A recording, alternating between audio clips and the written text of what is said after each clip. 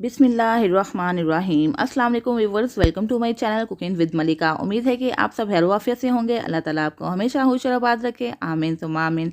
तो व्यूअर्स, जैसा कि ईद आने वाली है, मज़े मज़े के पकवान तो हमने बड़े ही बना लिए।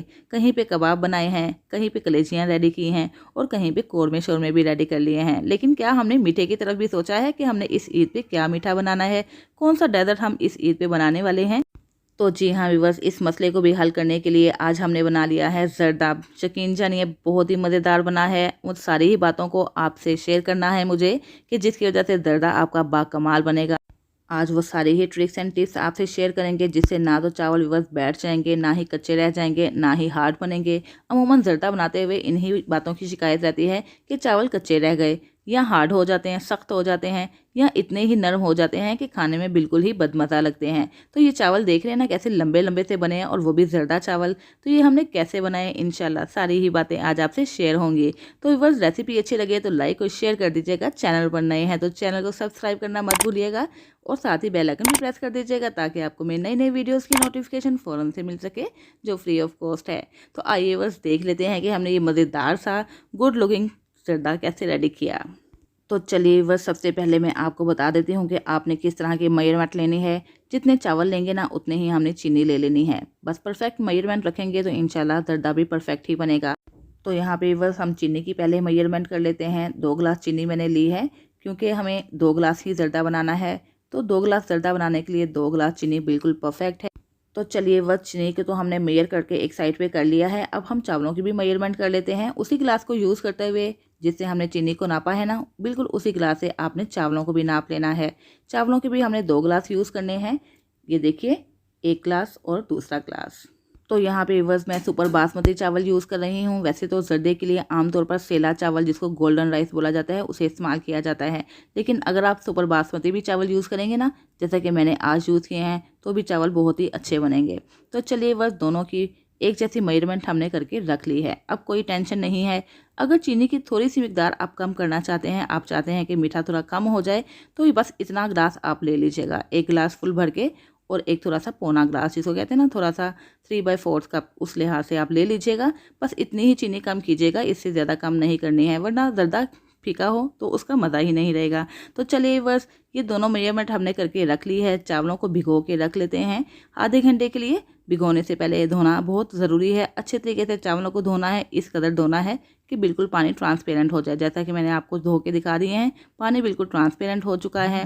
तो हाफ़ के जी चावल हैं, यानी कि 2 गिलास चावल हैं, तो उस लिहाज से मैं इसके अंदर शामिल कर दूंगी तकरीबन 8 गिलास पानी। पानी ज़्यादा ही लेंगे क्योंकि हमें चावल बनाने हैं खिले खिले से। और व्यूअर्स, ये भी एक ट्रिक है कि अगर आप चाहते हैं कि चावल अच्छे से बॉयल हों, तो उसके लिए खुला पानी आपने इस्तेमाल करना है। 3 से 4 गुना ज़्यादा पानी लेंगे चावलों की निस्बत।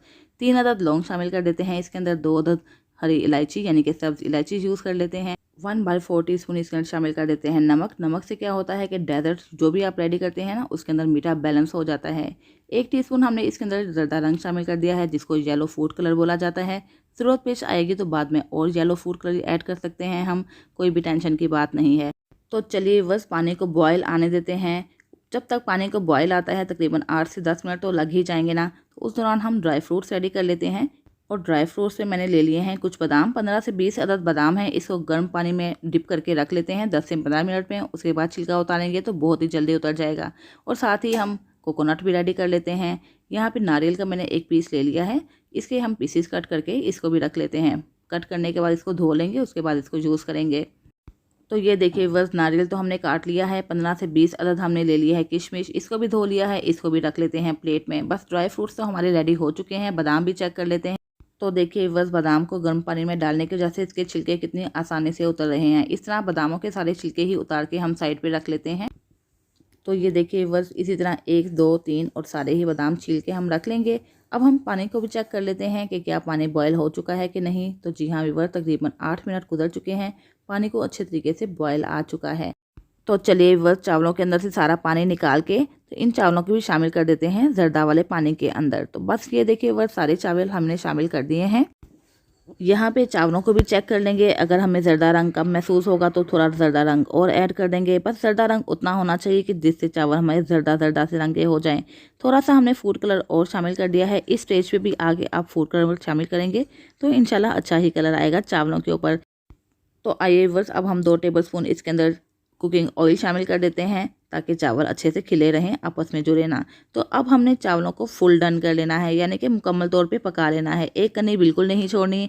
अच्छे तरीके से चावलों को पकाना बहुत ज़्यादा ज़रूरी है, क्योंकि जब हम चावल चीनी के अंदर शामिल करते हैं ना तो ये गलते नहीं हैं बल्कि सख्त हो जाते हैं। यही वजह है कि यहाँ पे अगर हम चावल 90% रखें या 80% रखें तो जब हम इनको चीनी में शामिल करेंगे तो ये उतने की उतनी ही कंसिस्टेंसी में रहेंगे, बल्कि और ज़्यादा हार्ड हो जाएंगे। इसलिए चावलों को फुल गलाना है।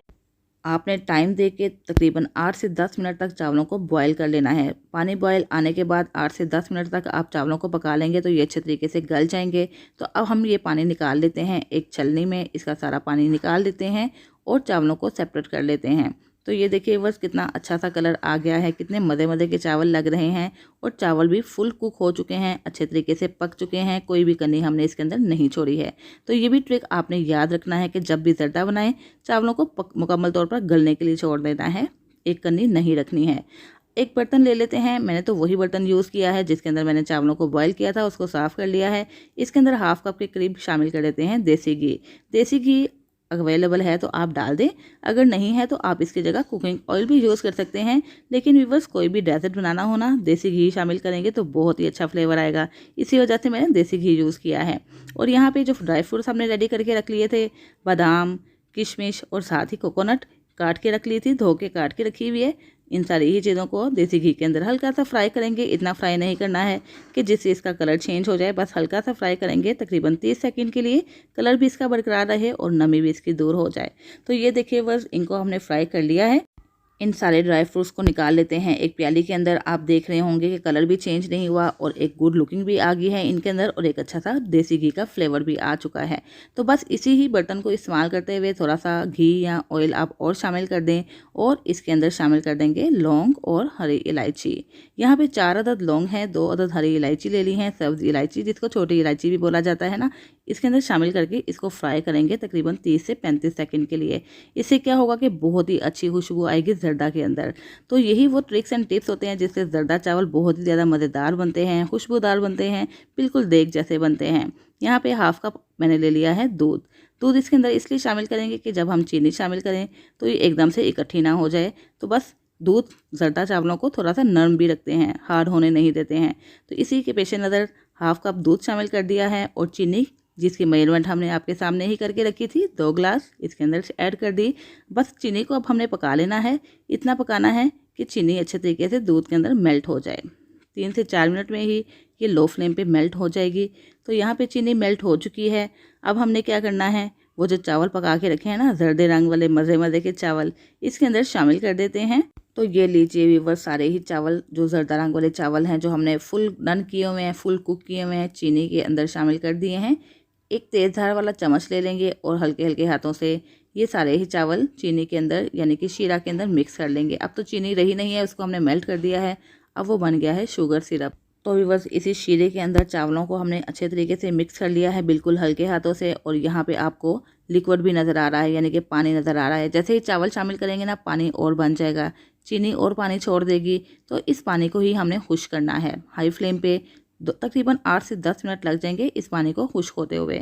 तो यहाँ पे वक्त तकरीबन 8 से 10 मिनट गुजर चुके हैं। हाई फ्लेम पे हमने ये सारा ही पानी खुश्क किया है। थोड़ी सी नमी इसके अंदर बाकी रहने देंगे कि जब हम इसको दम पे लगाएंगे ना तो हमें स्टीम की ज़रूरत पेश आएगी। तो थोड़ा सा लिक्विड इसके अंदर होगा ना, तो उसी की स्टीम से ये चावल अच्छे तरीके से कुक हो जाएंगे। तो बस पानी ड्राई हो चुका है। मैंने बताया इसके अंदर थोड़ा सा पानी अभी बाकी है, थोड़ा सा पानी बाकी ही रहने देना है। फिर क्या होगा कि हमें ऊपर से और पानी शामिल करने की ज़रूरत पेश नहीं आएगी जब हम दम लगाएंगे। तो इसके अंदर हम शामिल कर देते हैं सारे ही ड्राई फ्रूट्स जिनको हमने देसी घी के अंदर फ्राई करके रखा था। तो आइए बस इसको मज़ीद फ्लेवरफुल बना देते हैं। बिल्कुल देग जैसा इसका फ्लेवर लाने के लिए हम इसके अंदर शामिल कर देते हैं 3 से 4 ड्रॉप्स रूह केवड़ा एसेंस के। यकीन जानिए बहुत ही अच्छी खुशबू भी इसकी आती है और डेसर्ट के अंदर अगर इसको शामिल कर लिया जाए ना तो बहुत ही अच्छा बाकमाल सा फ्लेवर भी आ जाता है, खुशबू की तो आप पूछिए ही ना। बहुत ही अच्छा फ्लेवरफुल सा ये एसेंस है। इसको अगर आप पसंद करते हैं तो ज़रूर यूज़ कर लीजिएगा। तो ये देखिए बस थोड़ा सा पानी बाकी है, बस अब हमने क्या करना है, इसको लगा देना है दम पे। लेकिन उससे पहले हम इसके अंदर 1 से 2 टेबलस्पून शामिल कर देंगे देसी घी। जी हाँ व्यूअर्स, बाद में भी देसी घी ऐड करें ना दम के वक्त भी, तो बहुत ही अच्छा इससे खुशबू भी आ जाती है, बहुत अच्छा फ्लेवर भी आ जाता है। तो आइए बस अब हम लगा देते हैं दम। ढक्कन को आपने कवर कर लेना है किसी भी कपड़े से। इसके ऊपर रख देंगे कोई हैवी चीज़ ताकि स्टीम इसके अंदर ही रहे, और इसको दम भी थोड़ा ज़्यादा ही लगाते हैं। 25 से 30 मिनट के लिए हम इसको दम पे रखेंगे। पहले हमने 5 मिनट हाई फ्लेम पे इसको दम लगाना है, उसके बाद फ्लेम स्लो कर देना है, और 25 मिनट के लिए हमने इसको लो फ्लेम पे दम पे रखना है। तो ये लीजिए वक्त तकरीबन 30 से 35 मिनट गुजर चुके हैं, और बहुत ही मज़ेदार, बहुत ही गुड लुकिंग और बहुत ही ज़्यादा टेम्पटिंग चावल रेडी हो चुके हैं। हर दाना ही खिला खिला सा नज़र आ रहा है, कोई भी दाना जुड़ा नहीं है, आपके सामने ही है। रिजल्ट्स आपको नज़र आ रहे हैं। चावल भी लंबे हैं, टूटे भी बिल्कुल भी नहीं हैं, और ना ही ये चावल ज़्यादा चिपचिपे से हुए हैं, बैठ गए हैं, और ना ही ये चावल ज़्यादा हार्ड हुए हैं। लुकिंग से आपको अंदाज़ा हो रहा होगा, जब आप ट्राई करेंगे तो व्यूअर्स आपको मुकम्मल यकीन भी आ जाएगा कि वाकई इन्हीं ट्रिक्स एंड टिप्स से आप चावल बनाएंगे तो आपके भी ज़रदा चावल कभी भी ख़राब नहीं होंगे। घर वालों की दाद अलग से वसूल कर पाएंगे, और एक मज़ेदार से ज़रदा चावल आपको बनाना आ जाएंगे। सारे ही खदशात दूर हो जाएंगे इंशाल्लाह, जब आप मेरी इन सारी ही बातों को फॉलो करेंगे। तो व्यूअर्स इस ईद पे तो ज़रदा चावलों को ज़रूर ट्राई कीजिएगा। इंशाल्लाह आपको, आपकी फैमिली मेम्बर्स को बेहद पसंद आएंगे। इसके साथ ही व्यूअर्स इजाज़त चाहती हूँ, फिर हाजिर होंगी एक नई रेसिपी के साथ। अपना बहुत सा ख्याल रखिएगा, मुझे भी दुआओं में याद रखिएगा। अल्लाह हाफ़िज़।